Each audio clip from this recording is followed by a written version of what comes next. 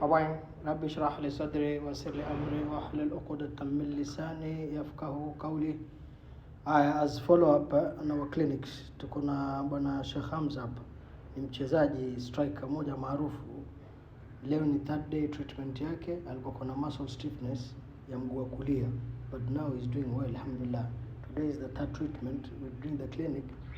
Now there is a progress, he's been doing exercise and all that kind of stuff.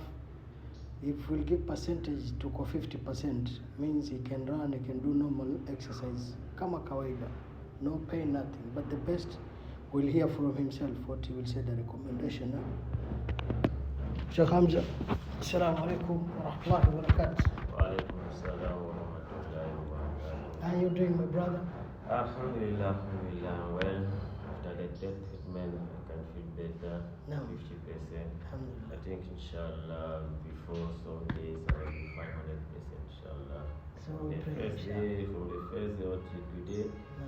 there is a big difference. Huge There difference, is mashallah. a very, very big difference. Mashallah, So mashallah. to just keep continuing, I think inshallah I'll be 100% well.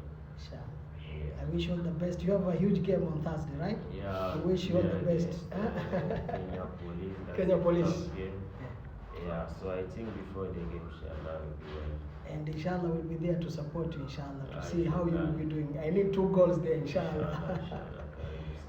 Karibu sana, adhiki afya wa siha salama. Then what do you recommend to other strikers and footballers and Not sportsmen? only strikers, not only footballer, Yep. sport people that practice. Okay.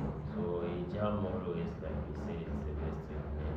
No. So you just trust the process. When you get the chance to do it, you feel your body different. Alhamdulillah, alhamdulillah. Thank you very much, sir. Be blessed. Wish you a quick recovery. I should.